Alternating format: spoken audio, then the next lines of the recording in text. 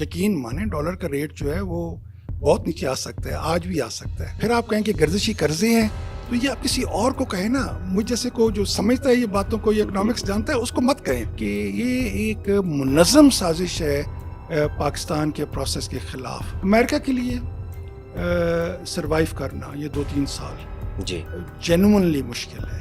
السلام علیکم، میرا نام منیب شوکت ہے اور آپ دیکھ رہے ہیں نیوٹرل اوپینین پوڈ کاسٹ. آج کی پوڈ کاسٹ میں ہمارے جو گیسٹ ہیں وہ بڑے ہی اسپیشل ہیں. وہ 3 بار ہماری پارلیمنٹ کا حصہ رہ چکے ہیں، اکانومی پہ بڑی اچھی گرپ رکھتے ہیں اور ویل ایجوکیٹڈ پرسن ہیں جس پہ کسی بھی قسم کا ڈاؤٹ نہیں کیا جا سکتا. آج کا جو پوڈ کاسٹ ہے وہ اس حوالے سے ریکارڈ کروایا جا رہا ہے تاکہ ملک کی جو موجودہ صورتحال ہے جس میں پولیٹیکل انسٹیبلٹی، اس کے ساتھ ایگریکلچر اور ان تمام تر چیزوں کو ڈسکس کیا جا سکے. میرے ساتھ موجود ہیں منظور حیات ٹمن صاحب. سر السلام علیکم، کیسے ہیں آپ سر؟ جی مہربانی. السلام. سر سب سے پہلے تو ہماری آڈینس کو بتائیں کہ آپ کون ہیں، آپ کی فیملی ٹمن، ان کا بیک گراؤنڈ کیا ہے، اس بارے میں ہمیں آگاہ کیجیے گا سر. میرے جو انسیسٹرز تھے وہ یہاں پر جب سومناتھ کا حملہ ہو رہا تھا اس کے لیے ایک کمک لے کے آئے تھے. And we reach this place apparently much before the جو انہوں نے غزنوی صاحب آئے تھے اس سے پہلے ہم پہنچ گئے تو انہوں نے یہ ایریا کانکر کیا. اور so we are settled here for the last 1060 years. میرے انسیسٹرز کی قبریں اور ان کے وہ جو ہے ان کے قبرستان وہ سارے وہاں موجود ہیں.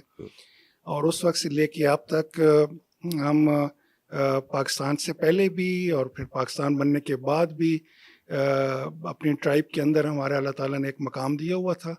اور ہم یہ جو پولیٹیکل پروسیس ہوتا ہے، میرے گرینڈ فادرز دونوں نانکی اور داد کے دونوں were members of the district board in 1905.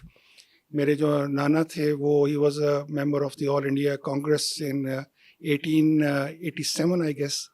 اور اس کے بعد ورچولی ہم سارے پولیٹیکل پروسیس کا حصہ رہے ہیں. ہم سیاست میں رہے ہیں، ممبرز پارلیمنٹ کے رہے ہیں، میرے والد صاحب بھی رہے ہیں، میں بھی رہا ہوں، وہ منسٹر بھی رہے ہیں، ایڈوائزر ٹو پرائم منسٹر بھی اپنا ذوالفقار علی بھٹو بھی رہے. اور so we have been in this process, we have been here for a very very long time. میری انیشیل ایجوکیشن ایچ کالج میں ہوئی. صحیح سر. I did my undergraduate, did my O levels from there. اس کے بعد میں باہر چلا گیا. I did my undergraduate and my graduate from Indiana University امریکہ سے کیا. مین کیمپس ان کا جو بلومنگٹن میں ہے وہاں سے کیا. اور اس کے بعد پاکستان آ کے میں basically we are farmers, we are agriculturists. اور یہی ہماری پہچان بھی ہے علاقے میں اور یہی ہمارا ایک فیلڈ ہے. اور اس میں ہماری کنسنٹریشن بھی بہت زیادہ ہے. یو کڈ سے کہ برانی ہونے کے لحاظ سے ہم کافی ماڈرن فارمنگ کرتے ہیں. اور جو modern principles of sustainable agriculture and regenerative agriculture اور ان چیزوں کو فلی کمپریہینڈ کرتے ہوئے آگے بڑھ رہے ہیں. اور so basically farmers, agriculturist in that sense. باقی یہ اسلام آباد میں میرے بچے ہیں، پڑھتے بھی ہیں. یہ سارے بچوں نے اپنی کچھ نے تعلیم ختم کر لی ہے، کچھ تعلیم کر رہے ہیں. And that's it. آگے آپ دیکھیں کیا ہوتا ہے. جو ابراہیم رئیسی صاحب ہیں ان کے اس انسیڈنٹ کا ذمہ دار کس کو سمجھتے ہیں آپ؟ یہ بڑا انفارچونیٹ ہے جو ہوا. پر بہت سارے کوشچنز اس سے ضرور اٹھ رہے ہیں. سب سے بڑا تو پرابلم یہ ہے کہ یہ اگر واقعی کوئی واردات ہوئی ہوئی ہے، باہر کی انٹرفیئرنس ہے، تو یہ ایران کے ماحول میں یا ایران کے حالات میں پہلی نہیں ہوگی. ان کے نیوکلیئر سائنٹسٹ، ان کے بہت سارے جرنیل اور بہت سارے ان کے امپورٹنٹ پرسنالٹیز کو ٹارگٹ کیا جا چکا ہے پہلے. اور اب اس تناظر میں جو اسرائیل کے ساتھ ایک اسٹینڈ آف ہوا تھا اور اس میں ایران کو ایک سبقت مل گئی، ایران کو ایک پلس پوائنٹ مل گیا. اس سارے تناظر کے اندر یہ ڈیبیٹ جو ہے یہ پوری دنیا میں چل رہی ہے اور پاکستان میں تو بہت زیادہ ہے. جی بالکل. اور بہت ساری اور چیزیں بھی ہیں جو ایک تو انیشل یہ ہے کہ 3 ہیلی کاپٹرس تھے. بائی ڈیزائن کبھی آپ سارے وی آئی پیز کو ایک ہیلی کاپٹر میں نہیں بٹھاتے. پھر 2 ہیلی کاپٹرز جو تھے وہ MI جو بھی وہ رشین میڈ ہیلی کاپٹرس تھے جی جو بڑے سیف تھے اور جو صحیح چلے گئے. یہ بیل ہیلی کاپٹر تھا جی جو امریکن میڈ ہے اور اس کو پرابلم پڑی. تو بہت سارے کوشچنز ہیں کہ اتنے لوگ وی آئی پیز ایک جہاز میں کیوں بیٹھے ہوئے تھے. یہ تو وہ ضیاء والا سسٹم نظر آ گیا کہ سب کو ایک جہاز میں بٹھا دو. پھر یہ کہ جو وہ سیف ہیلی کاپٹر سے جو اس ماحول کے لیے ڈیزائنڈ ہوتے ہیں, اس کے اندر انسٹرومنٹس ایسے لگے ہوئے ہوتے ہیں جو رشین ہیلی کاپٹر ہے, ان میں ان کو کیوں نہیں بٹھایا گیا. یہاں پہ وی آئی پی موومنٹ جب پہاڑوں میں ہوتی ہے تو ہیلی کاپٹرس پہ ہوتی ہے یا پوما پہ ہوتی ہے. پھر جو انیشل رپورٹنگ آئی تو ایسی تھی کہ جو باقی دونوں ہیلی کاپٹر موقع پہ پہنچ گئے اور ان کو یہ ہیلی کاپٹر رستے میں نہیں ملا, وچ از ویری ان یوزول. ان کو رستے میں یہ پیچھے آ رہے تھے, وہ آگے ہوتا ہے جس طرح پروٹوکال چلتا ہے, تو ان کو وہ دیکھنا چاہیے تھا. تو کیا ہوا کہ وہ اپنی جگہ سے ہی ہٹ گیا. کیا اس کے انسٹرومنٹس میں کوئی گڑبڑ تھی یا کوئی پائلٹ ایرر تھا؟ اتنا بڑا ایرر اس لیول پہ بڑا مشکل ہے. یہ کہہ دینا کہ جی یہ پرانے جہاز تھے اور ہو گیا, وہ اپنی جگہ پر, بٹ انسٹرومنٹ ایرر جو ہے وہ آج کل کے زمانے میں آسانی سے ایجنسیز مینیج کرتی ہیں. بہت سارے ایسے انسٹنسز آتے رہتے ہیں, کبھی کبھی سامنے آتے رہتے ہیں. تو اللہ کرے کہ یہ اگلوں نے اس طرح نہ کیا ہو, بیکاز اس سے ایک پینڈورا باکس کھلے گا. لیڈرشپ کو مارنا at a national level, policy level, وہ ایک بڑا خطرناک ایشو بن جاتا ہے. اور اس سے جو انسرٹنٹی دنیا میں کریٹ ہوتی ہے وہ بڑی مشکل حالات کریٹ کر سکتی ہے. اس لیے آئی ہوپ اینڈ آئی پرے, لیکن جو ظاہری شواہد ملتے ہیں ان میں لوگوں کا شک اس طرف جا رہا ہے, اینڈ دیٹ شک از جسٹیفائڈ بیکاز آف یہ جو 4-5 چیزیں میں نے آپ سے کہی ہیں. یہ شک جو ہے وہ جسٹیفائڈ ہے, لیکن ساتھ میری یہ دعا ضرور ہے کہ اللہ کرے کہ ایسا نہ ہو کہ یہ منظم سازش نہ ہوئی ہو ایک ہیڈ آف اسٹیٹ کو مارنے کی, because it will open a Pandora's box, اور اس میں سے بہت ساری ایسی چیزیں سامنے آئیں گی جو دنیا کے انٹرسٹ میں بھی نہیں ہوں گی. چاہے سر آپ کی سیاسی جرنی شروع کرنے سے پہلے, تو اس کو ڈسکس کرنے سے پہلے مجھے یہ بتائیں کہ آپ کا جو ذریعہ معاش ہے وہ کیا ہے؟ میں نے کہا نا, فارمنگ, ایگریکلچر. جی, تو سر آپ کے پاس لوگ کہتے ہیں کہ ماشاء اللہ کافی بڑے ایگریکلچرسٹ ہیں اور کافی ایگریکلچرل لینڈز ہیں, تو کیا بتا سکتے ہیں اندازاً کہ کتنی زمینوں کے مالک ہیں آپ؟ سر یہ ریڈنڈنٹ سا کوشچن ہے. یہ ہے کہ ہم نے زمین کی خدمت کی ہے, زمین کے اندر مطلب وہیں سے اپنی آمدن اور اپنے وسائل بنائے ہیں, اور کبھی زمین بیچی نہیں ہے. سو نیچرلی یہ جنریشنز میں آ رہی ہے اب تو, اور ہماری کچھ ہمیں پرابلمس پڑی سکھوں کے زمانے میں, انہوں نے ہمارے 3-4 گاؤں لے لیے. اس کے بعد انگریزوں سے میرے اینسیسٹرز لڑتے رہے. میرے 2 دادا کے بھائی تھے, وہ شہید بھی ہوئے, اور 87 کی جنگ میں. تو اس وقت پھر ہم نے 5-6 گاؤں انہوں نے ہمارے لے لیے, اور بہت ساری انہوں نے ہمارے, تو وہ ہمارے پہلے لینڈ ریفارمز تھے جو انہوں نے کیے, بٹ وی سروائیوڈ. اینڈ اس کے بعد یہ ایوب خان کے لینڈ ریفارمز تھے, دولتانہ کے تھے, ایوب خان کے تھے, ذوالفقار علی بھٹو کے تھے. سارے لینڈ ریفارمز میں ہم رقبے اپنے دیتے رہے. صحیح. اور اس میں ہم نے کوئی کوتاہی نہیں کی, کوئی چھپایا نہیں. بٹ دا فیکٹ کہ ہم نے اپنی زمینوں کو آباد رکھا ہوا ہے, محنت کرتے ہیں, اور یہ اپنی جو خواہشات ہیں ان کی اور لمیٹیشنز میں, اپنی لمیٹیشنز میں اپنے آپ کو ہم نے رکھا ہوا ہے. سو زمین ہے, بس گزارا ہے. اچھا, مجھے یہ بتائیے گا کہ اتنا خوبصورت شہر اسلام آباد, پھر آپ نے بتایا کہ بچے بھی یہاں تعلیم حاصل کر رہے ہیں, تو خود کیوں نہیں اسلام آباد میں رہتے؟ ایسی کیا وجہ ہے جو آپ کو گاؤں لے کر چلی جاتی ہے؟ سر کمٹمنٹ, لوگوں کے ساتھ کمٹمنٹ, حلقے کے ساتھ کمٹمنٹ. میں خود بھی 3 دفعہ MNA رہ چکا ہوں جی, اور آئندہ بھی الیکشن لڑنے کا پروگرام ہے. سو یہ لوگوں کے ساتھ کمٹمنٹ, اور ان کے مسائل سننا, ان کے مسائل میں ان کے ساتھ تعاون کرنا, اور پلس میری کیونکہ as a professional I am farmer, میں اپنی زمینداری کرتا ہوں وہاں پر, تو وہ بھی وہیں پر ہے. اور مجھے ویسے بھی گاؤں کا ماحول اپنی جگہ پہ بہت اچھا لگتا ہے. سر پاکستان کی معاشی صورتحال جو ہے وہ بہت زیادہ خراب نظر آتی ہے. آپ اکانومسٹ بھی ہیں, اکانومی کو اچھے سے سمجھتے ہیں, اس بارے میں بتائیے گا. سر میں دیکھیں I do not agree fully جی ود جو بہت ساری چیزیں ہمارے پر ہماری پریس میں, ہمارے میڈیا میں, ہمارے ٹیلی ویژن ٹاک شوز کے اوپر ہم پہ ٹھونسی جا رہی ہے. میں بہت ساری چیزوں سے اتفاق نہیں کرتا. جی اینڈ آئی پرسنلی بلیو کہ پاکستان کی اکانومی کو مینیج کرنا, اس کو رائے راست پہ لانا کوئی اتنا بڑا چیلنج نہیں ہے. جی یہ مثلاً اب میں آپ کو چھوٹی سی مثال دیتا ہوں. جی گندم کا یہ کرائسس جو اس جی گورنمنٹ نے بالکل. کریٹ کیا ہے, جی بالکل. یہ سارا ایگریکلچر سیکٹر آپ کا اس سے متاثر ہوگا اور بہت زیادہ متاثر ہوگا. اکنامکس میں اس کو کہتے ہیں کاؤ ویب تھیرم پروڈکشن کا, ایگریکلچر پروڈکشن کا کاؤ ویب تھیرم ہوتا ہے. آج کل کی اے آئی کے ساتھ اور باقی چیزوں کے ساتھ اٹس ویری کمپلیکیٹڈ پروسیس کہ آگے کیا ہوگا. بٹ اس کے یہ کہ اس کے ثمرات نہیں ہوں گے, اس کے بہت زیادہ پرابلمس آئیں گی, اس کے آفٹر افیکٹس آئیں گے. So if you don't manage some thing اور پھر آپ کہیں کہ جی ہمارے لیے پرابلم ہے, تو وہ پرابلم آپ کے لیے ہے, مجھے وہ پرابلم نظر نہیں آ رہی. میں اس پہ اگر آپ اسپیسیفک سوال کریں گے تو بھی میں جواب دوں گا. مثلاً ہمارے گردشی قرضے ہیں, مثلاً ہمارا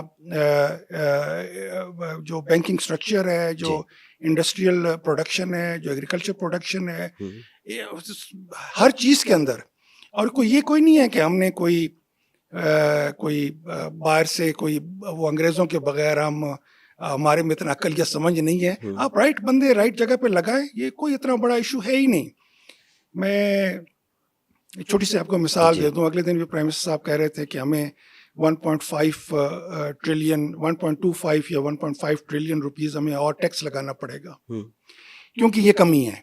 فرینکلی یہ کمی میں یہ بھی کہہ سکتا ہوں کہ جی نہیں, یہ ایک 1.5 ٹریلین نہیں ہے, یہ 10 ٹریلین ہے. اور میں یہ بھی کہہ سکتا ہوں کہ جی کمی نہیں ہے, ہمارے پاس تو سرپلس کلیکشن ہے ٹیکس کی. کیسے میں کہہ سکتا ہوں دونوں باتیں؟ جی سر, سمپلی آپ انٹرسٹ ریٹ کو نیچے کر دیں تو آپ کے پاس سرپلس ہے, آپ کے پاس کہیں استعمال کرنے کو بھی جگہ نہیں ہے. آپ نے یہ فلائی اوورز ہی پہ بنانے ہیں اور ضائع کرنا ہے پیسے کو. اور اگر آپ انٹرسٹ ریٹ کو ذرا سے اوپر کر دیں تو یہ 1.5 ٹریلین کی کمی نہیں ہے, یہ 10 ٹریلین کی کمی ہے. سو یہ چھوٹی چھوٹی چیزیں ان مینیجڈ اور بری طریقے سے ان کو ڈیل کر کے آج اکانومی کی یہ حالات بنے ہوئی ہیں. اینڈ یہ ٹوٹلی انجسٹیفائڈ سچویشن ہے جو اس وقت چل رہی ہے پاکستان کے اندر. میں نہیں سمجھتا کہ ہمارے اکنامک حالات برے ہیں اور نہیں, اور یا یہ کہ نہیں سنبھل سکتے. اب جس چیز پر آپ مجھ سے اسپیسیفک کوشچن کریں کہ یہ ایشو ہے, اس کو ہم کیسے ہینڈل کریں گے, تو میں آپ کو جواب دوں گا. سر میرا تو بیسک ایشو اس وقت تک اور عوام کی حد تک بھی یہی ہے کہ مہنگائی کو اوور آل کیسے کنٹرول کریں گے, اوور آل چیزیں کیسے جو ہیں وہ عام آدمی کی رینج میں آئیں گی, عام آدمی کیسے چیزوں پہ اس کی دسترس میں آئیں گی. اسپیسیفکلی تو یہی کہیں گے کہ ہر ایک چیز کو کیسے مینیج کریں گے, کیونکہ بظاہر تو سر اب تو ہر ایک چیز ہی آؤٹ آف دا وے جا کے ہمیں عام آدمی کو مل رہی ہے. چلیں میں آپ کا یہ مہنگائی کا ایشو کے اوپر میں 1 سیکنڈ کے لیے بولتا ہوں, اور آپ میرے خیال میں مجھے 1-2 منٹ سے زیادہ نہیں چاہیے آپ کو سمجھانے کے لیے. دیکھیں یہ یہاں پر آپ نے جو ویسٹرن فلسفی ہے اکنامکس کی, جو انٹرسٹ ریٹ بیسڈ ہے, بیکاز وہاں پہ ڈیٹ فائنینسنگ کے ذریعے اور کمرشل جو کنزیومر فائنینسنگ ہے وہ بھی ڈیٹ ریلیٹڈ ہے, تو اس کے اوپر آپ نے ایک انٹرسٹ کا فلسفہ ہمارے پر ٹھونس دیا ہے. وہ امریکہ میں لگے گا, وہ انگلینڈ میں لگے گا, وہ فرانس میں لگے گا, وہ جرمنی میں لگے گا, وہ پاکستان میں بالکل نہیں لگے گا, یا افغانستان میں بالکل ہی نہیں لگے گا کیونکہ وہاں کو بینک میں جاتا ہی نہیں ہے. سو یہ آپ نے 2 چیزیں جو آپ نے کی ہیں, نمبر 1 آپ نے انٹرسٹ ریٹ بہت ہائی کر دیا, اس سے آپ کی پروڈکٹیوٹی جو ہے وہ بڑی سویئرلی ڈیمیج ہوئی ہے. مثلاً آج مجھے کوئی کہے, یہ روز ٹیلی ویژن پہ لیکچر ڈال رہے ہوتے ہیں کہ آپ ٹیکنالوجی لے کے آئیں ایگریکلچر کے اندر. میرا دماغ خراب ہے, 28-30% پہ میں کیسے ٹیکنالوجی لے کے آؤں ایگریکلچر کے اندر؟ تو انٹرسٹ کی وجہ سے آپ نے اپنی ساری جو فیوچر پلاننگ ہے, انویسٹمنٹ ہے انڈسٹری کے اندر, کاروبار کے اندر, ایگریکلچر کے اندر, وہ ساری آپ نے ایک قسم کی روک دی ہے. پھر آپ نے بہت سارے ٹیکسیشن آپ کر رہے ہیں, آپ نے ڈسپوزیبل انکمس کو اڑا کے رکھ دی ہے. کس چیز میں آپ پیسہ لے رہے ہیں؟ آپ پیسہ لے رہے ہیں بجلی کی مد میں کہ جی گردشی قرضہ ہے, گیس کی مد میں کہ گردشی قرضہ ہے. بجلی کے اوپر میں آپ سے بات کرتا ہوں. ہمارا سب سے بڑا پرابلم ہے آئی پی پیز کا. کہ آئی پی پیز کے ساتھ آپ نے ڈالر بیسڈ ڈیل کیا اور آپ نے کہا کہ پروڈکشن ہو یا نہ ہو, گورنمنٹ پروڈکشن لے یا نہ لے, ہم ان کو اتنے پرسنٹ ہم ان کو باؤنڈ ہیں ڈالرز کے اندر دینے کے لیے. آپ نے ڈالر کا ریٹ اوپر کر دیا. آپ نے ڈالر کا ریٹ, ابھی بھی یقین مانیں ڈالر کا ریٹ جو ہے وہ بہت نیچے آ سکتا ہے, آج بھی آ سکتا ہے. اور آپ نے ڈالر کا ریٹ اوپر کر دیا, آپ کا جو آئی پی پیز کی پیمنٹ ہے وہ زیادہ ہو گئی. اس کے اوپر آپ نے کیا کیا, جتنی وہ کارخانے تھے بجلی بنانے والے جو آئی پی پیز کے انڈر تھے, ان میں سے میجورٹی کارخانے جو تھے وہ کیونکہ ایک کنائیونس کے ساتھ لگے ہوئے تھے, وہ ان پروڈکٹیو, ان کی ایفیشنسی لاسز بہت زیادہ ہے. یہ ایسے ہی ہے کہ ایک گاڑی ہے وہ 1 لیٹر میں آدھا کلومیٹر کرتی ہے, اور آپ کو کوئی کہے کہ جی نہیں آپ نے یہی گاڑی چلانی ہے, اس کے بغیر آپ دوسری گاڑی لے سکتے ہی نہیں ہیں, تو لازم بات ہے آپ کا دیوالیہ ہی ہونا ہے. آپ نے یہاں سے بازار تک جانا ہے تو آپ کا تو 5,000 روپیہ لگ جانا ہے. ان ایفیشینٹ پلانٹس ہیں, ان میں سے بھی اب اس گورنمنٹ نے بھی اور پچھلی گورنمنٹ نے بھی اور اس کے انہوں نے ان کو رینیو کیا ان کے کانٹریکٹس. ان ایفیشینٹ انڈسٹری کے جو آئی پی پیز کے کارخانے ہیں ان کے کانٹریکٹس انہوں نے رینیو کیا ہے, جو پہلے ہی اتنے خراب ہیں اور ڈالر بیسڈ ہیں. پھر آپ کہیں کہ گردشی قرضے ہیں, تو یہ آپ کسی اور کو کہیں نا, مجھ جیسے کو جو سمجھتا ہے یہ باتوں کو, یہ اکنامکس جانتا ہے, اس کو مت کہیں. یہ آپ عام غریب آدمی کو بتائیں کہ جی گردشی قرضوں کی وجہ سے اور انٹرسٹ بیسڈ ہمیں ٹیکسیشن کی وجہ سے ہم نے انٹرسٹ بڑھا دیا, جس طرح میں نے پہلے ابھی آپ کو بتایا, انٹرسٹ بڑھا دیا, اس کی وجہ سے ٹیکس لگا دیا, تو جی ہم کیا کریں. یہ آپ غریب لوگوں کو بتائیں جن کو آپ نے اتصال جن کا ہو رہا ہے اور جن کی اس وقت کمر ٹوٹ رہی ہے اور سسٹم کی ٹوٹ رہی ہے. یہ کسی اکانومسٹ کو یا پڑھے لکھے آدمی کو, اور یقین مانیں جو باتیں میں کر رہا ہوں, آپ کسی یونیورسٹی میں چلے جائیں پاکستان کی اور کسی ماسٹرز کی کلاس میں اکنامکس جو پڑھ رہے ہیں اس کے اندر چلے جائیں, یہی سوال کر دیں, 99% ہے کہ میرے والے ہی جواب دے رہے ہوں گے. سو ان میں کوئی ایسا مسئلہ نہیں ہے, یہ مس مینجمنٹ ہے, ویژن کلیئر نہیں ہے, پرپس کلیئر نہیں ہے, آج کا گزارا ہے, آج کے پیسے چاہیے تاکہ آج کا گزارا ہو جائے. یہ آج کے پیسے میں اور آج کی حکومت میں اور آج کے گزارے میں یہ سارا گند پڑا ہوا ہے. سر اصل ذمہ دار کن لوگوں کو آپ سمجھتے ہیں؟ People who are in farming, جو اپنے ہاتھ سے زمینداری کر رہے ہیں, سپروائز کر رہے ہیں. ٹھیک ہے, میں اگر ٹریکٹر چلاتا نہیں ہوں تو جب میرا ٹریکٹر چل رہا ہوتا ہے تو میں رات کو بھی 2 دفعہ جا کے ان کو اپنے ڈرائیورس کو دیکھ رہا ہوتا ہوں کہ دے شوڈ انڈرسٹینڈ کہ I am a part of their process. اور سو جو زمیندار ہیں وہ جو سپروائز کر رہے ہیں زمینداری کو, یا جو زمینداری کے اندر ہیں, اسی طریقے سے جو اس کو براڈر سینس میں آپ دیکھیں تو جو منڈیوں والے ہیں, جو دکاندار ہیں, جو ایگریکلچر پروڈیوس کو ڈیل کر رہے ہیں, میں تو ان کو بھی فارمنگ کمیونٹی کا حصہ ہی سمجھوں گا اور فارمرز ہی سمجھوں گا, بیکاز وہ ایک پروسیس ہے. اس طرح جو ایگرو بیسڈ انڈسٹری ہے اس کو بھی میں فارمنگ کا حصہ ہی سمجھوں گا. گو وہاں پہ میں پالیسیز کے اندر میں آپ کو سمجھاؤں کہ یہ گورنمنٹ ایپٹما کو, یعنی جو یہ ہماری جو انڈسٹری ہے اس کو تو کنسیشنز دے دیں گے, لیکن جو کاٹن گروور ہے اس کو کنسیشنز نہیں دیں گے. یہ جو آٹے والی ملز مالکان ہیں ان کو تو کنسیشن دے دیں گے, لیکن جو گندم پروڈیوس کرنے والے ہیں ان کو کنسیشنز نہیں دیں گے. یہ جو چینی کے کارخانے ہیں ان کو تو کنسیشن دے دیں گے, لیکن جو بنانے والا ہے چینی گندم بنانے والا اس کو کنسیشن نہیں دیں گے. اب اس کو کنسیشن دے دیں تو اگلے کنسیشن کی ضرورت ہی نہیں ہے, پرائسز آلریڈی ایڈجسٹ ہو جائیں گے, اس میں کیا مسئلہ ہے, لیکن پروڈکٹیوٹی کہاں پہ پہنچ جائے گی. جی سر. سر 300 ارب کی گندم کا جو اسکینڈل سامنے آیا اس کے اصل ذمہ داران کن لوگوں کو سمجھتے ہیں؟ سر یہ 300 ارب کا جو اسکینڈل ہے یہ 300 ارب کا نہیں رہے گا. ٹھیک ہے, یہ سمجھ لیں کہ یہ 3000 ارب کا بن جائے گا. اس کی وجہ یہ ہے کہ انہوں نے ساری مارکیٹ کو ڈسٹرب کر دیا ہے. کچھ لوگ تو سینئر یا میری اپنے جو کئی لوگوں سے میری باتیں ہوتی ہیں تو میں تو نہیں سمجھتا کہ یہ پر چانس بیوروکریسی کے چند بیوروکریٹس کی لالچ کی وجہ سے اور چند بزنس مینوں کی موقع شناسی کی وجہ سے اور چند سیاستدانوں کی یا اس وقت جو اقتدار میں تھے لوگ ان کی بے وقوفی کی وجہ سے یہ سارا کچھ ہو گیا ہے. میں تو یہ سمجھتا ہوں کہ یہ ایک منظم سازش ہے پاکستان کے پروسیس کے خلاف.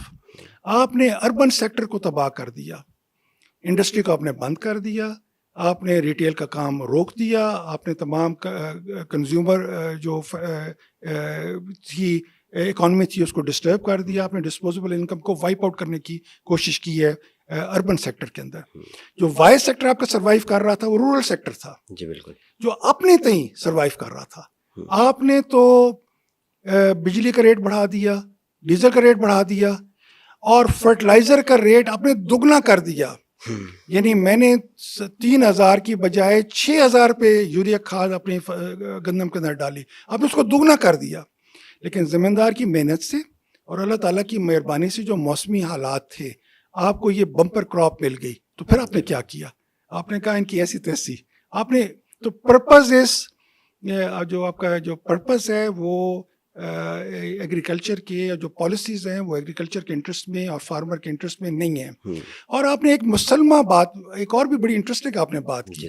آپ نے کہا کہ جی اس سے غریب کے حالات بہتر ہوں گے. تو آپ نے یہ کہہ دیا کہ جو 21 کروڑ بندہ 70% آف دا پاپولیشن ہے, 24 کروڑ میں سے میرا خیال ہے کوئی 17-18 کروڑ بندہ بن جائے گی یا اس سے زیادہ بن جائے گی. آپ نے کہا کہ وہ سارے امیر ہیں. مجھے تو اپنے علاقے کے اندر غریب زمیندار جو ہے وہ غریب ہی نظر آتا ہے, امیر نظر نہیں آتا. بالکل ایسے. تو ان کے ساتھ آپ نے کیا کیا؟ اور آپ نے اربن کے لیے کیا جس میں سے already by assumption 60% 70% are better of.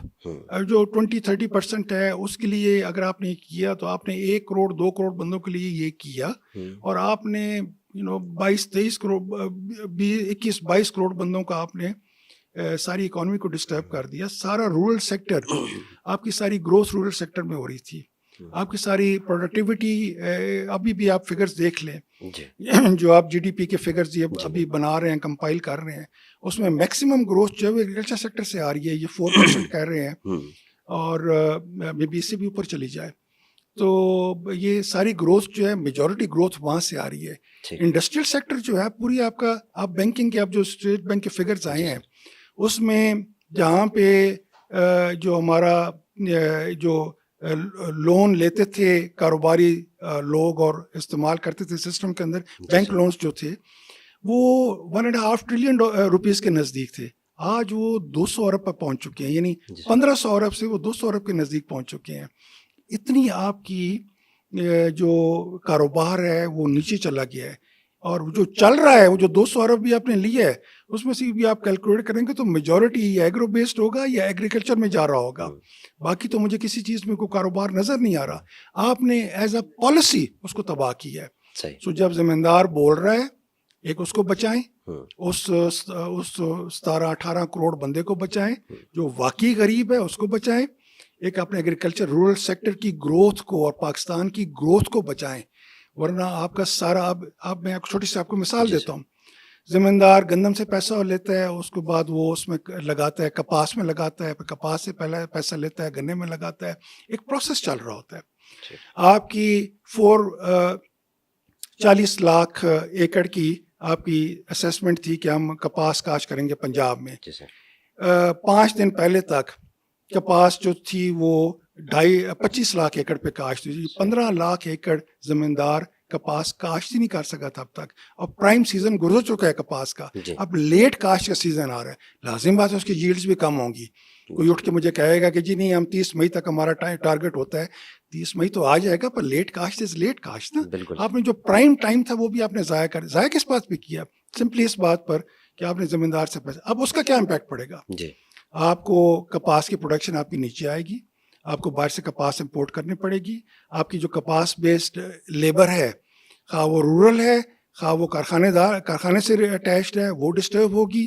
کارخانے دار کی انکم ڈسٹرب ہوگی. آپ کا پورا G D P, cotton economy is about 5% of our G D P, وہ سارے کا سارا آپ اس جی ڈی پی کو افیکٹ کر رہے ہیں. تو یہ چھوٹی چھوٹی چیزیں جو ہیں, کل آپ کہیں گے کہ یہ دیکھیں پاکستان کے برے حالات ہیں, دیکھیں اور نیچے ہم چلے گئے. آف کورس جائیں گے نا. جب اپنے ہاتھ سے آپ کر رہے ہیں تو آپ نے یہی ہونا ہے آپ کے ساتھ, اور کیا ہونا ہے آپ کے ساتھ.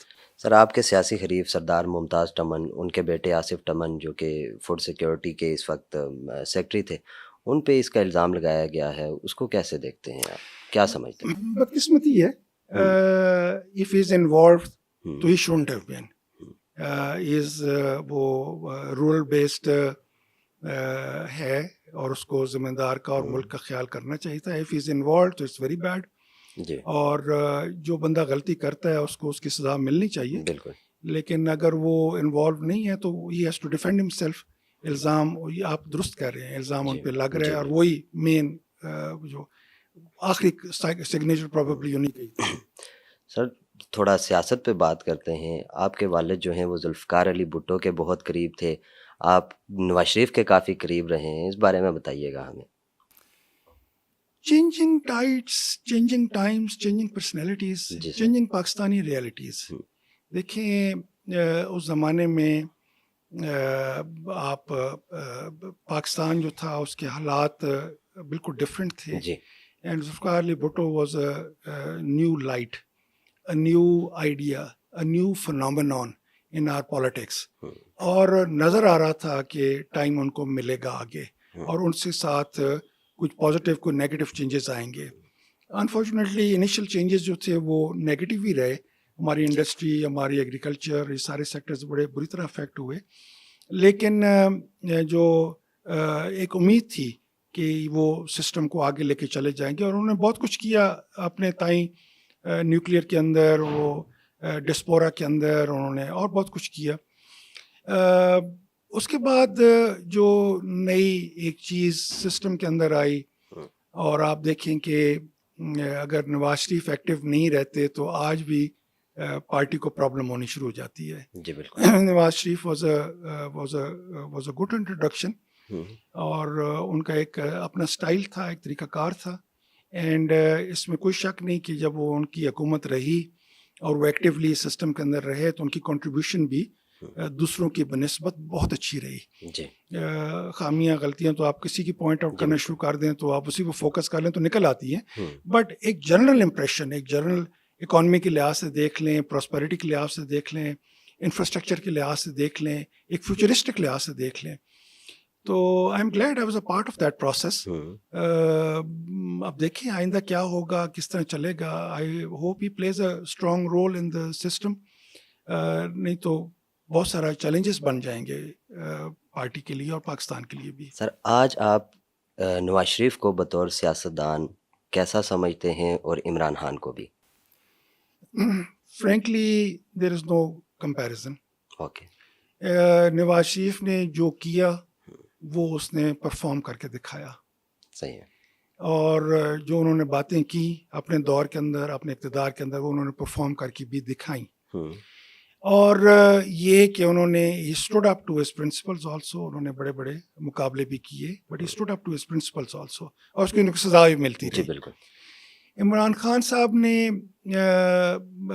نتھنگ پرسنل, میرے ہمسائے ہیں, میاں والی سے ہیں اور میرے بڑے بھائی کے کلاس فیلو بھی تھے, بٹ نتھنگ پرسنل. بٹ جو انہوں نے کہا, کمٹمنٹ کی, وہ پرفارمنس ان کی وہ نہیں تھی. اور آج ہم اس پرفارمنس کی وجہ بھی آپ دیکھ لیں کہ آج ہم آئی ایم ایف کے نیچے بالکل پھنسے بیٹھے ہیں. بالکل. اور ہم نے یہاں تک کہ ہم نے اسٹیٹ بینک بھی ان کے حوالے کر دیا. تو یہ ایسی بہت ساری ایسی چیزیں ہیں. ان کی پرفارمنس جو ہے وہ ان کو اس اسٹیچر کا لیڈر نہیں بناتی. ہاں نعرے اور تقریروں کے اندر اور پبلک سینٹیمنٹ جو اس وقت ہے اس میں آپ ایک چیز کر سکتے ہیں, but this comes and goes.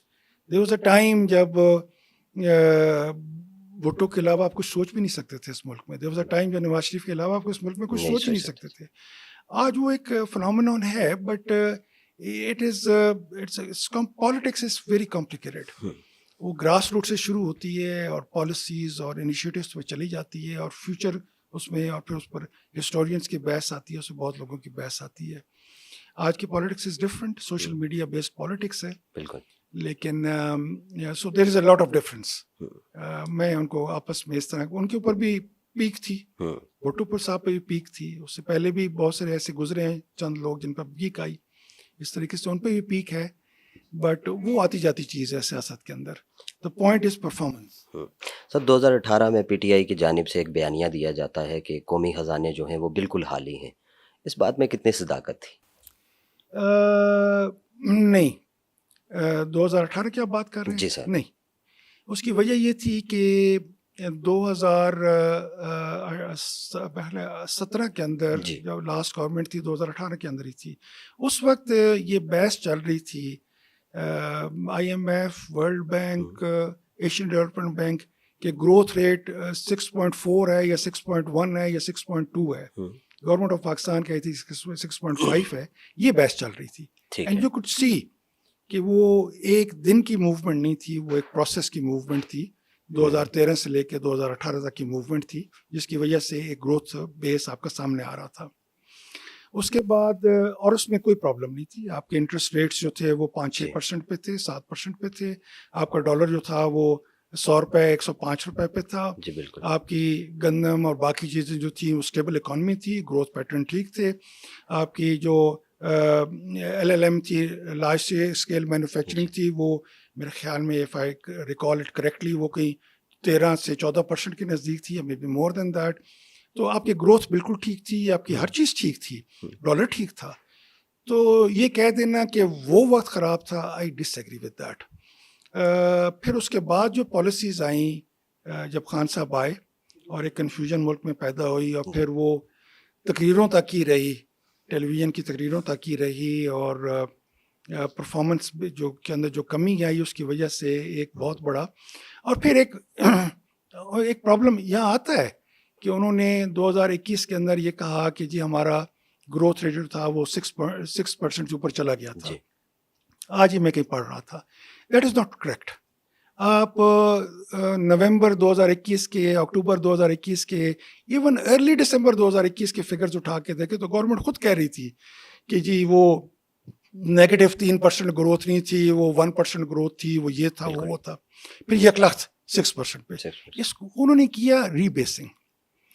تو ری بیسنگ از اے فنومینون ان بجٹ میکنگ جو تمام دنیا میں ہوتا ہے. وہ ری بیس کرتے ہیں اکانومی کو. بٹ اس ری بیسنگ میں انہوں نے جو طریقہ کار استعمال کیا کہ ایک بندے کو انہوں نے بٹھا کے اور اس کو اپنا یہ بیورو آف اسٹیٹسٹکس میں بٹھا کے انہوں نے وہ ساری چینجز کر دیے. اور اس ری بیسنگ کی وجہ سے یکلخت، یعنی ایک دن پہلے تک تو جی کوئی نہیں، مر گئے ہیں، یہ ہو گیا وہ ہو گیا، پھر دیکھیے ہم 6.1% پہ 6.2% پہ. That was wrong figures.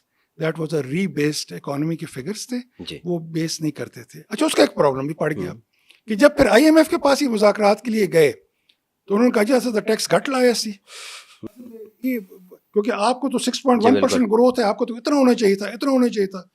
تو وہ بھی پاکستان کے مفاد میں نہیں گیا. یہاں پر میں انٹرم جو ہماری PDM کی گورنمنٹ آئی، وہاں پہ میں یہ ضرور کہوں گا کہ انہوں نے غلطی کی. انہیں 2 اسٹیٹسٹیکل جو بکس ایشو کرنی چاہیے تھی. ایک یہ کہ ری بیسڈ اکانومی کے بغیر یہ گروتھ تھی خان صاحب کی، اور ہماری جو پروجیکشن ہے ہم اس پہ بیس کر کے آپ کو یہ گروتھ ہے. ان کو 2 بکس دینی چاہیے تھی. اور ری بیسنگ کو انہوں نے لوگوں کو سمجھانا چاہیے تھا کہ یہ 6.1 چند کوئی نہیں ہے، یہ اتھے ہی -1 تے -2 تے پھر رہے ہیں. انہوں نے لوگوں کو سمجھانا چاہیے تھا. انہوں نے لوگوں کو نہیں سمجھایا. نتیجہ یہ ہوا کہ ابھی بھی لوگ اس پہ آرگیو کرتے ہیں اور بحث کرتے ہیں، اور پھر ہمیں لمبی کہانی ڈالنی پڑتی ہے. آپ نے تو سوال کیا، مجھے پتہ ہے کیا پتہ میڈیا پہ اس پہ کچھ لوگ دیکھیں، تو میں اس لیے ذرا اس میں ڈیٹیل میں چلا گیا. ورنہ میں عموماً اس سوال کو اوائڈ کر جاتا ہوں کہ ری بیسنگ سمجھانی پڑے گی اور بہت ساری اور باتیں کرنی پڑیں گی. جیسے نواز شریف صاحب کے ٹینیور میں پراسپیرٹی تھی، کیا سمجھتے ہیں آپ کہ شہباز شریف بھی وہ پراسپیرٹی لا سکتے ہیں؟ If he takes the right decisions. ابھی تک کیا لگتا ہے سر کہ ابھی تک رائٹ ڈیسیژنز لیے جا رہے ہیں؟ نہیں، if he takes the right decisions. دیکھیں نا، رائٹ ڈیسیژنز، یہ کیا مسئلہ ہے گندم کا؟ ٹھیک ہے، ایک نے غلطی کر دی، جی بالکل، تو کیا ہوا؟ جب آپ کی چینی زیادہ ہو جاتی ہے تو آپ اس کو ایکسپورٹ کرنے کے لیے فی کلو 15-20 روپے 30 روپے آپ دے دیتے ہیں، ان کو سبسڈی دے دیتے ہیں. وہ تو بھائی گورنمنٹ اگر سمجھتی ہے کہ اگلوں نے غلطی کی ہے اور $1 بلین آپ کے فارن ایکسچینج میں ضائع ہو گئے ہیں اور پورا ملک دیوالیے میں جا رہا ہے، تو اس گندم میں سے جو آپ کے فارمر نے پروڈیوس کی ہے، اس میں سے آپ 2 ملین ٹن ایکسپورٹ ہی کر دو. ایک تو آپ کو فارن ایکسچینج مل جائے گا، دوسرا مارکیٹ اسٹیبلائز ہو جائے گی. What's the problem? اور آپ کا کتنا خرچہ آئے گا؟ وہ فارمرز پر ڈال دیں، ہم دینے کو تیار ہیں، بجائے اس کے کہ ہمیں 1000 روپیہ یا 1200 روپیہ فی من نقصان ہو. ہم سے 200 روپیہ 300 روپیہ لے لو بھائی، لے لو ہم سے، وہ اپنا خرچہ پورا کر لو، بالکل، اور ایک اس کو باہر بھیج دو تاکہ ریٹ تو ٹھیک ہو جائے نا. اور یہ گندم جو ہے یہ باہر جائے گی تو یقین مانے یہ بھی ایک مسکنسیپشن ہے. اب آپ نے سوال کر دیا, میں اس پہ پتہ نہیں, یہ مسکنسیپشن ہے کہ باہر گندم سستی ہے پاکستان میں مہنگی ہے. ٹھیک ہے. یہ ٹوٹل ایبسولوٹلی 100% مسکنسیپشن ہے. اس کی وجہ یہ ہے کہ باہر فارمر کو لاکھوں روپے دیے جاتے ہیں پر ایکڑ ایز سبسڈی, ڈائریکٹ سبسڈی. مثلاً آپ کو سارے ویسٹ کے اندر, یورپ ہو, امریکہ ہو, آپ کو سارے, ایون انڈیا, آپ کو جی ایس ٹی معاف ہوتا ہے اس پہ فیول پر.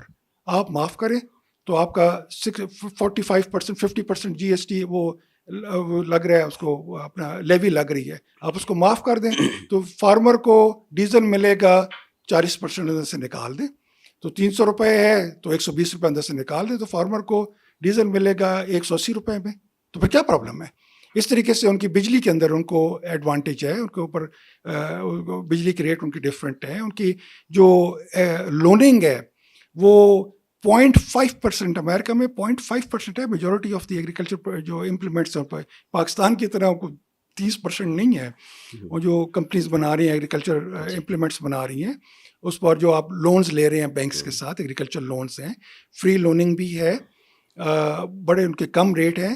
اس کے بعد جو آپ پروڈیوس کرتے ہیں آپ کو ڈائریکٹ چیک آ جاتا ہے کہ آپ نے گندم کاشت کی ہے, آپ کو فی ایکڑ $100, $120, $110 پاؤنڈ, سوری یہ تو میں انگلینڈ کا بتانے لگا تھا, 110 پاؤنڈ, 115 پاؤنڈ آپ کو فی ایکڑ مل جاتے ہیں وداؤٹ اینی کوشچنس. تو جب آپ ان ساری سبسڈیز کو اندر ڈالیں پھر آپ بات کریں نا کہ ہماری قیمت سستی ہے گندم کی, ان کی قیمت سستی ہے گندم کی. سبسڈیز ڈال کے وہ اپنی گندم کو ہم سے سستا کر دے, کیونکہ ہمارے زمیندار کی اور ہمارے ملک کی انہوں نے گردن پہ وہ چھری لگانی ہے. اور IMF ہمیں لیکچر آ کے دے کہ یہ تسی سبسڈی نہیں دے سکتے, ہاں امریکہ دے, یورپ دے, باقی ساری دنیا دے, ہندوستان دے.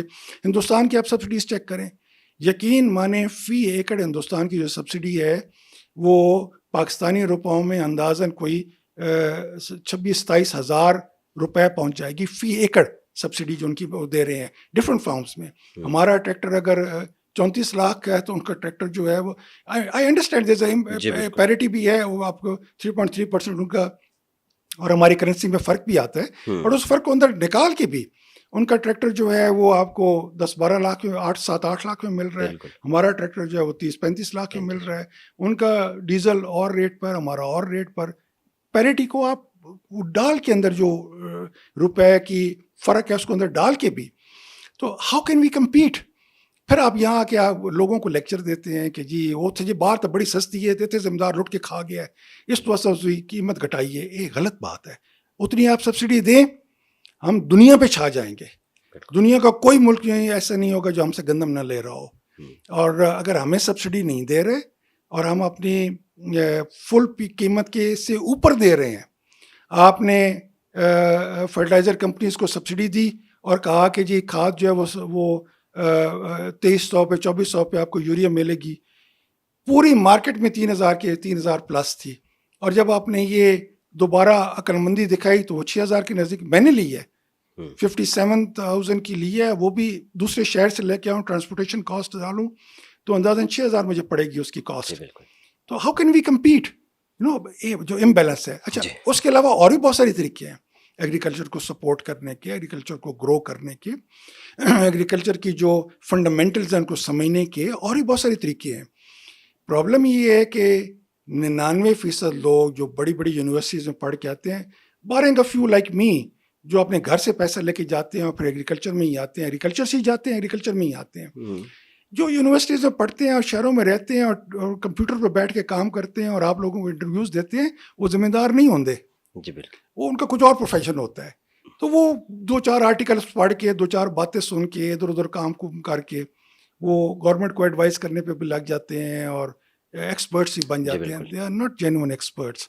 آپ جینوئن ایکسپرٹ سے بات کریں, yes there are solutions even in this distorted agriculture economy, جہاں پہ ہمارے سارے راستے روک دیے گئے ہیں دنیا کا مقابلہ کرنے کے لیے. اس کے اندر بھی پھر بھی گنجائشیں ہیں کہ کس طرح ہم گرو کر سکتے ہیں, لیکن اس کو کوئی استعمال کریں. سر اب یہاں پہ ایک سیاسی سوال یہ آتا ہے کہ شاید حقان عباسی صاحب کے بارے میں آپ نے سنا ہوگا، نئی پارٹی بنانے جا رہے ہیں، کیا فیوچر میں آپ کا ارادہ بنتا ہے ان کو جوائن کرنے کا؟ میرا ان سے بڑا اچھا تعلق ہے، ہوں بٹ دین اگین پاکستان میں ہم 150-200 سال سے اس سیاست کا پروسیس ہے، حصہ ہے، اور بھی بہت سارے لوگوں سے بڑے اچھے تعلقات ہیں. شاید میں کوئی خامی کمی ایسی نہیں ہے جس کو آپ پوائنٹ آؤٹ کر سکیں. جی تعلیم کے لحاظ سے، اس کی کمپٹنس کے لحاظ سے، اس کی موریلٹی کے لحاظ سے جی میرے خیال میں one of the few politicians جو یہ کہہ سکتا ہے کہ اس پہ کرپشن کا چارج، اب اس پہ وہ نئے والوں نے کرپشن کا چارج لگایا تھا جب اس پہ وہ گیس والا کیس بنایا تھا، تو اس نے کہا اس سے زیادہ تو میں ٹیکس دیتا ہوں جو تم نے مجھ پہ چارج لگایا کرپشن کا، تو انہوں نے وڈرا کر لیا. وہ جگہ چیزیں ساری اپنی جگہ پر، تعلق اس سے بہت اچھا ہے، ان کے ساتھ آنا جانا ہے، اٹھنا بیٹھنا ہے، وہ تعلق اپنی اچھی جگہ. لیکن پالیٹکس جو ہے اور جو یہ پولیٹیکل ڈیسیجنز ہیں، یہ ہلکے کے لوگوں کو اور کانفیڈنس میں لے کے لوگوں کے ساتھ کرنا پڑتے ہیں. جی یہ آپ اکیلے میں نہیں کر سکتے. اور میں نون کا حصہ تھا، نون کا حصہ ابھی بھی ہوں. جی I am with the party, I am with the process. اور ڈبیٹ جو ہے وہ چلتی رہتی ہے، کچھ لوگوں کو کچھ خیال ہوتا ہے، کچھ کا کچھ خیال ہوتا ہے، بٹ وہ اپنی جگہ پر ہے. اور اس میں کوئی شک نہیں ہے کہ شاید کی کمپٹنس میں، اس کی پرفارمنس میں، اس کی میچورٹی میں، اس کے کریکٹر میں، ہی از فار ابو بورڈ.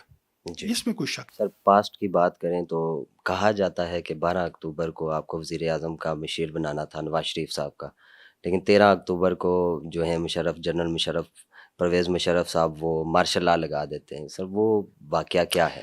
وہ گزر گئی باتیں، 3 باتیں گزر گئی باتیں. تھوڑی اب بہت آگے روشنی کی، ڈال دیں اب سر. آگے کی سوچیں. میں I was chairing the finance committee at that جی ٹائم. سر. میں 3 سال سے فائنانس کمیٹی جو پارلیمنٹ کی تھی، اور اس زمانے میں فائنانس کمیٹی کے نیچے یہ پرائیویٹائزیشن بھی تھا، اور یہ اسٹیٹسٹکس کا ڈپارٹمنٹ بھی تھا، اور AED کا ڈپارٹمنٹ بھی تھا. تو 4 اس کے نیچے پورٹ فولیوز تھے. کافی پاورفل کمیٹی تھی. آئی was cheering that for 3 years. میرا تعلق بھی سب سے اچھا تھا، اور مجھ پر کوئی ایسے ناجائز کوئی نہیں تھے، الزامات بھی نہیں تھے. So I was a genuine candidate. تعلیم بھی ٹھیک تھی، پرفارمنس بھی ٹھیک تھی، ایکسپیرینس بھی ٹھیک تھا، اور کوئی کرپشن کے چارج، حالانکہ 3 سال 3.5 سال چیئر کرنا، FBR کو چیئر کرنا، اسٹیٹ بینک کو چیئر کرنا، سارے بینکس کو چیئر کرنا، لیکن کوئی لوننگ کا چکر نہیں تھا، کوئی کرپشن کا چکر نہیں تھا. تو آئی واز اے جینوئن کینڈیڈیٹ. اگر وہ مجھے پک کر رہے تھے تو ان کی مہربانی، but on my own merit بھی، میرٹ میرا ضرور بنتا تھا. پر وہ گزر گئی باتیں، انشاءاللہ آگے کی بات کریں گے. سر کیا آپ کو لگتا ہے کہ پاکستان کے اندرونی معاملات میں واقعی میں امریکہ کی مداخلت ہوتی ہے؟ سر کیوں نہ ہو، جب آپ ان کو لیوے دیں گے، جی جب آپ میرا ہر حکم ماننے کے لیے تیار بیٹھے ہوں، تو میں کیوں نہ آپ کو حکم دوں.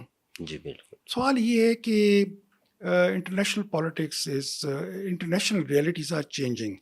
May be I am wrong. میں یہ نہیں کہتا کہ ڈیفینیٹلی میں 100% ٹھیک کہہ رہا ہوں، but may be I am wrong. But میرا جو مطالعہ ہے اور میری جو انڈرسٹینڈنگ ہے، BRICS is a very very strong phenomenon in international politics, اور میں اس کو فالو کر رہا ہوں فار دا لاسٹ 4-5 ایئرس. ایک تو وہ اکنامک بیسڈ ہے، اور پھر پولیٹیکل بیسڈ بھی ہے، تو میرے انٹرسٹ نیچرلی اس میں ہے. وہ اب کلمنیشن پر پہنچ رہا ہے، یعنی اس کی اب اینڈ سٹیج آ رہی ہے اس پروسیس کی. نظر ایسے آتا ہے جی یوکرین وار کی وجہ سے، اور جو سینکشنز لگائی امریکہ نے، اور پھر یہ وار ون سائیڈڈ ہو گئی کہ سارا ویسٹ اور سارے ویسٹ کے وہ 40-45 ملک پوری طاقت کے ساتھ یوکرین کو سپورٹ کریں تو وہ جائز ہے، اور روس کے ساتھ کوئی کھڑا ہو جائے تو وہ ناجائز ہے. تو وہ اس سے ایک ایسی ایشوز بن رہے ہیں. ویسٹ یہ یورپ کو یہ وار بڑی مہنگی پڑے گی، اور امریکہ کے حالات with $34 ٹریلین ان ڈیٹ، اور یہ بن گیا عام بندے کے لیے 34,000 ارب ڈالر ان پر ڈیٹ ہے. ان کی جو ڈیٹ پیمنٹ ہے پر ایئر وہ 1 ٹریلین 1,000 ارب ڈالر سے اوپر چلی جا گئی ہے. اور 70% آبادی اندازاً جو لیٹسٹ فگرز آ رہے ہیں ان کے جو کل پرسوں کے فگرز ہیں وہ بھی 70% ان کی آبادی ایسی ہے جو یہ کہہ رہی ہے کہ ہمارے لیے گزارا کرنا ناممکن ہوتا جا رہا ہے. لفظ ناممکن استعمال کیا جا رہا ہے. اور وہاں پہ جو ہاؤسنگ کرائسس آیا ہوا ہے, وہاں پہ جو ہیوز اور ہیو ناٹس کے اندر آیا ہوا ہے. جی میں جو تھامس پیکیٹی تھے ان کی ایک فلسفہ تھا کیپٹل ان دا 21st سینچری. جی وہ انہوں نے بہت پہلے ون آف دا بڑے فیمس آتھرز بھی تھے اور فرینچ فلاسفرز ہیں اور پڑھاتے بھی ہیں یونیورسٹیز میں, اور ان کی ایک بک تھی. تو اس میں انہوں نے بہت پہلے یہ پریڈکٹ کیا تھا کہ اگر ایسے حالات آئیں گے تو یہ ہوگا. امریکہ کے لیے سروائیو کرنا یہ 2-3 سال جی جینوئنلی مشکل ہے. اور یورپ کو جہاں پھنسا دیا ہے یوکرین کے اندر, وہاں پہ یورپ کا بھی سروائیو کرنا بڑا مشکل ہو جائے گا. کاسٹ جو ان کی ہے ان کے عام بندوں کے اندر, تو یہ کیا ہونے لگا ہے دنیا میں. اور برکس جو ہے, چائنا کے پاس آفیشلی مور دین اراؤنڈ 2.5-3 ٹریلین, ان آفیشلی کہتے ہیں اس سے کہیں زیادہ ان کے پاس ڈالر بیس ہے, ریزروز ہیں. اور رشیا کی بھی اور باقی. تو کہنے کا مطلب یہ ہے کہ it's a very complicated world, economic world. ہمیں اتنی نوکری کرنے کی اور اتنے یورپ کو اور امریکہ کو سجدے کرنے کی ابھی ضرورت نہیں ہے. تھوڑا یہ حوصلہ کر لو, تک تو لو ہون کی لگے ہے تو, اور اس میں اپنا گزارا کر لو. Because it is quite possible کہ آپ یورپین کا ویسٹ کا آپ ڈکلائن دیکھیں, اور یہ نہیں کہ اگلے 200 سال میں دیکھیں. اٹ از کوائٹ پاسبل کہ اس کا ڈکلائن جو ہے, کل رشیا نے کل پرسوں رشیا نے وہاں پہ نیوکلیئر ایکسرسائزز کی ہیں رائٹ نیکسٹ ٹو یوکرین. تو what do they foresee, کیا وہ دیکھ رہے ہیں کہ نیٹو گھسنے لگا ہے اس کے اندر یوکرین کے اندر, اور جو ویسٹ کے حالات ہیں, جو یورپ کے حالات ہیں, وہ نہیں ہیں جو یہاں پہ سجدہ کرنے والوں کو نظر آ رہے ہیں. کوئی ایسی بڑی بات نہیں ہے. سر, یوکرین وار اور غزہ وار کا گلوبل امپیکٹ کیا دیکھتے ہیں آپ؟ میں نے کہا یوکرین وار جو ہے it's a bad choice on the part of west. اس نے بہت ساری ایسی چیزیں کی, اس نے چائنا اور رشیا کو بہت زیادہ اکٹھا کر دیا, جی بلکہ جوڑ دیا. جی اس نے جو اکنامک پرابلمس تھیں یورپ کی اور امریکہ کی, ان کو لائم لائٹ کر دیا. اس نے برکس کو بہت زیادہ سپورٹ کر دیا. اس نے کاسٹ آف پروڈکشن اور کاسٹ آف لیونگ جو تھی وہ امریکہ میں بھی, اور specially in Europe western countries, جس میں آسٹریلیا میں شامل کرتا ہوں, جس میں جاپان میں شامل کرتا ہوں, ان میں اس نے بہت زیادہ کاسٹ آف لیونگ بہت زیادہ بڑھا دی. اور اس کے افیکٹس جو ہیں وہ تو ہونے ہی ہونے ہیں. پھر وہاں سے یہ مائگریشنز ہوئی ہیں, کم سے کم بھی کوئی 1.5-2 کروڑ بندہ وہاں سے نکل کے ان ملکوں میں چلا گیا ہے. میں بھی کم ہو, بٹ میں ایگزیکٹ فگر میرے پاس نہیں ہے, but major population of Ukraine has gone in to the western, Europe کے اندر چلی گئی ہے. پھر جو ڈبیکل آ رہا ہے اس کے اندر یوکرین کے اندر, بے شک یوکرین رشیا کو بھگا دے وہاں سے, پر یوکرین نہیں رہا. نہ اس کے پاس کوئی شہر رہے گا, نہ آبادی رہے گی, نہ مستقبل رہے گا. یہ تو میں ایزمپشن پر ہوں کہ وہ ان کو بھگا دے. 99% چانسز ہیں کہ اگر نیٹو خود انوالو نہ ہو تو Russia will take over Ukraine. Because ان کی میں تو اکنامکس بھی فالو کرتا ہوں, جو انہوں نے ری ڈیزائننگ کی ہے اپنے ملک کے ساتھ. وہ 45 ملک ہیں, وہ ایک ملک کے لیے سپورٹ کر رہے ہیں, ہر ایک دوسرے کی طرف دیکھتا ہے کہ تسی زیادہ پاؤ جی وچ. تو ادھر رشیا ہے, اس نے اپنے آپ کو اسٹیبلائز کر لیا, اپنی اکانومی کو, اور مزے کی بات ہے اس کی اکانومی گرو کر رہی ہے. تو بیکاز انہوں نے بہت سارے فنڈامنٹل چینجز کیے ہیں. سو یہ ویسٹ کے لیے بہت بڑا چیلنج بن جائے گا ٹو اس کے ریپرکشنس کو دیکھنا اور اس کو ہینڈل کرنا. پھر ایک اور بات, دی ایم فیکٹر.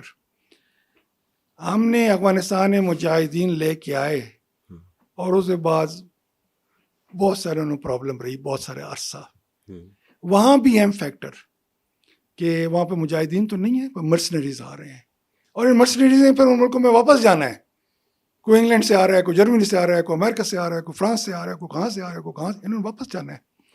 تو یہ ایم فیکٹر جو ہے ان کو بہت زیادہ تکلیف دے گا. ہم تو وہ بکتا رہے ہیں نا, آج بھی آپ بکتا رہے ہیں ایم فیکٹر کو. وہ ہم آئے تو مجاہدین آ گئے, ان کے مرسنریز آ رہے ہیں باہر سے.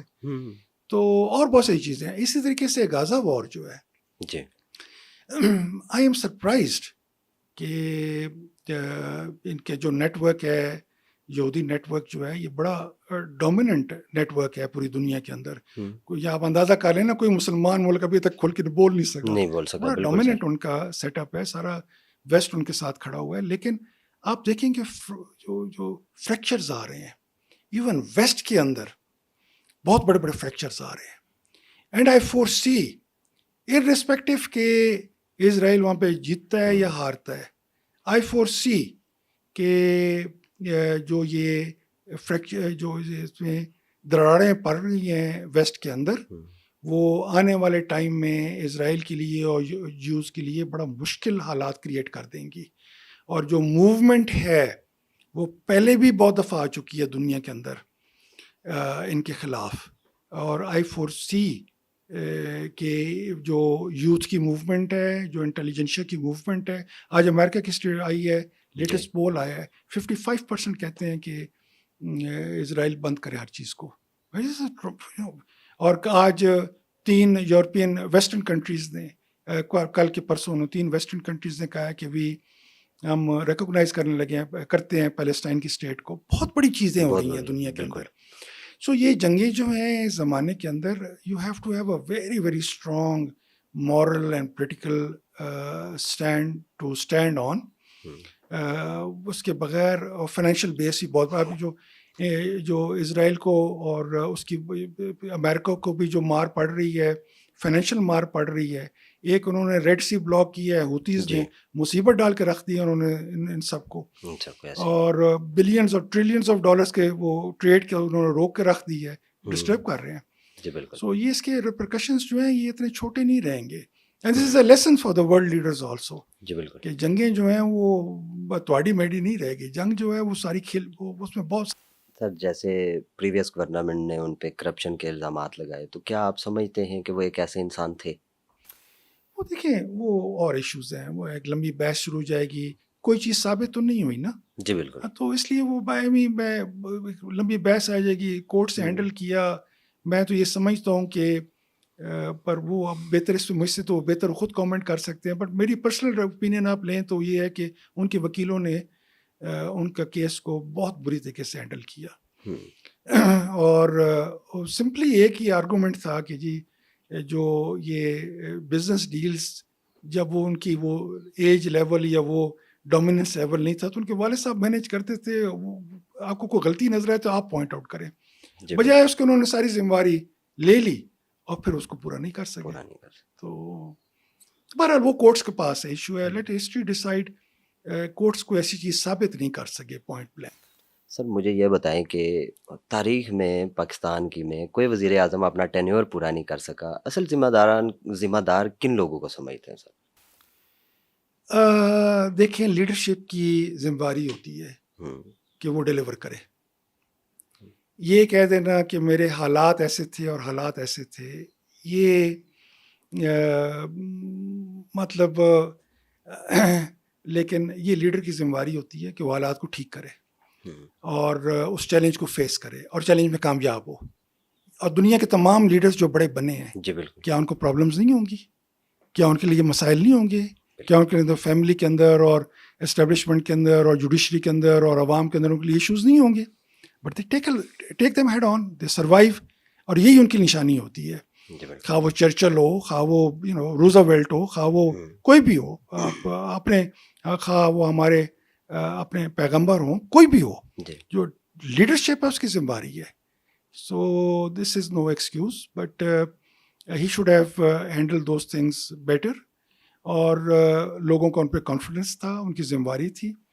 اور اگر وہ کامیاب ہو جاتے اس کے اندر تو آج پاکستان کی شکل مختلف ہوتی, یہ میں ضرور کہہ سکتا ہوں. He was on the right track. Sir Pakistan میں جو پولیٹیکل انسٹیبلٹی ہے, کیا وہ بھی اکنامک کرائسس کی ایک وجہ ہے؟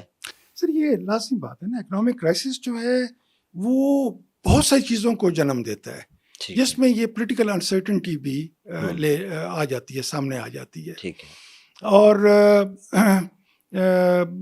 But then again in democratic set up جہاں آپ نیشنل الیکشنس کی بات کرتے ہیں اور ریپرزنٹیشن تھرو پبلک یعنی ووٹ کے ذریعے ریپرزنٹیشن کا رائٹ دیتے ہیں, وہاں پہ یہ ناممکن ہے کہ جی سارے ستے رہن, یہ ناممکن ہے. اور تسی وہ رانجھا کی ہے وہ مثال ہے, وہ نچتا پھرے گلیاں جو کیا, بٹ یہ نہیں ہو سکتا. اپوزیشن بھی ہوگی, شور بھی ہوگا, وائس بھی ہوگی. دس از لیڈرشپ ذمہ واری کہ وہ ان چیزوں کو ہینڈل کر کے آگے چلتا جائے, سسٹم کو ساتھ لے کے چلے, لوگوں کو ساتھ لے کے چلے اور گروتھ کو ساتھ لے کے چلے. اسٹیبلشمنٹ اور خاص طور پہ بات کریں تو فوج کا کتنا کردار سمجھتے ہیں پاکستانی سیاست میں؟ اس میں آپ دیکھ لیں, یہ 45-47 آپ سوال آپ کو نہیں کرنا چاہیے اس وقت, تو بچے کو پتہ ہے. اور یہ بہت بڑی پرابلم ہے کہ آپ نے جو لیجٹیمیسی ہے پارلیمنٹ کی اور جو ممبرس کی لیجٹیمیسی ہے, ادھر تو اب ہم اپنے علاقوں میں دیکھ رہے ہیں نا, ادھر تو تھندار اور پٹواری کے ان کی بات نہیں سن رہے کہ وہ جی جعلی بنے ہوئے ہیں. تو آپ نے فورن ایگریمنٹس کرنے ہیں, آپ نے دنیا کے پاس جانا ہے, کیا ان کو نہیں پتا کہ 4745 کیا تھا؟ تو اگر انہوں نے انہی کو ہی بٹھانا ہے تو سولوشن پبلک کے پاس تو پھر جانا پڑے گا. پھر بشک جو کرتے رہے اس دفعہ بھی, اس الیکشن میں بھی جو اب یہ ہوئے ہیں, یہ بائی الیکشنز ہوئی ہیں, اس پہ بہت سارے سوالات ہیں, لیکن وہ شور نہیں ہے جو پچھلی دفعہ 47 کے اوپر بن گیا تھا.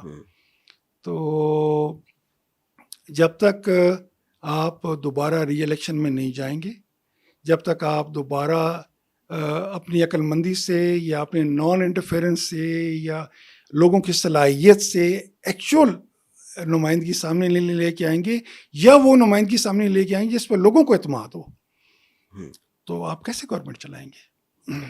بڑی تعداد میں نوجوان جو ہیں وہ ملک چھوڑ کر باہر جا رہے ہیں, اس کو کیسے دیکھتے ہیں؟ پلس یہ کہ کچھ ایجوکیشن پرپزز کے لیے جا رہے ہیں اور کچھ روزگار کمانے کے لیے, دونوں پہ ذرا بتائیں. سر وہ مجھے نہیں سمجھ آتی کہ وہ کیوں ہندوستان والوں نے تو وہاں پہ ایک کمیشن پورا بنا دیا ہے, کمیٹیز بنا دی ہیں کہ وہ لوگوں کو انکریج کریں باہر جانے کے لیے, اور پاکستان میں الٹی ڈبیٹ ہو رہی ہے. جب آپ کے پاس ایک انکم جنریٹنگ سورس ہے تو آپ باہر جا رہے ہیں. میں باہر رہا ہوں پڑھتے ہوئے, مجھے 5-6 سال باہر لگے. یقین مانے وہاں پاکستان کی محبت کے علاوہ سوچ بھی کچھ نہیں سکتے. یہ جو باہر جا رہے ہیں ان کو اگر یہ امید ہو کہ پاکستان بن جائے گا, یہ سب واپس آ جائیں گے, لیکن یہ واپس آئیں گے بہت کچھ سیکھ کے آئیں گے. اور اس وقت دنیا میں اپرچونٹی ہے, ساری دنیا کے اندر برتھ ریٹس نیچے جا رہے ہیں, اور پاکستان کے اندر تعلیم کا آپ جو بھی معیار کہہ لیں, ایک طبقہ ہے جس نے اپنے بچوں کو بڑا اچھا پڑھایا ہے اور ان میں بڑی کمپٹنس ہے. جب ان کو یہاں پہ اکوموڈیشن نہیں مل رہی تو ان کو باہر جانے دیں, اس میں کیا پرابلم ہے؟ اگر ہندوستان کمیشن بنا کے اور محنت کر رہا ہے تو ادھر پاکستان میں کیوں اینٹی پروپیگنڈا کر رہے ہیں آپ؟ جی بالکل. تو میرا آخری سوال آپ سے یہ ہے کہ پاکستان میں عوام مضبوط ہے یا اسٹیبلشمنٹ؟ یہ جگ سا ہوتا ہے, کبھی عوام مضبوط ہو جاتی ہے, کبھی اسٹیبلشمنٹ مضبوط ہو جاتی ہے. اور دعا کریں کہ لیجٹیمیسی جو بھی پاور میں ہوں ان کے پاس لیجٹیمیسی ہو, تاکہ وہ جب فیصلہ کریں تو اس کو عوام بھی اون کرے, دنیا بھی اون کرے اور ہسٹری بھی اون کرے, اور ان میں کمپٹنس ہو کہ جو بھی وہ فیصلہ کریں وہ لوگوں کی بہتری میں ہو, ملک کی بہتری میں ہو, اور مستقبل کی بہتری میں ہو, مستقبل میں بہتری کے لیے ہو. تو یہ باقی فلسافیکل سی ڈیبیٹ ہے, بٹ ہم نے دیکھا ہے دنیا کے اندر کبھی ایک طرف ہو جاتا ہے, کبھی دوسرا ہو جاتا ہے, وہ چلتا رہتا ہے. سر آپ کے وقت کا بے حد شکریہ. Thank you. Thanks allot.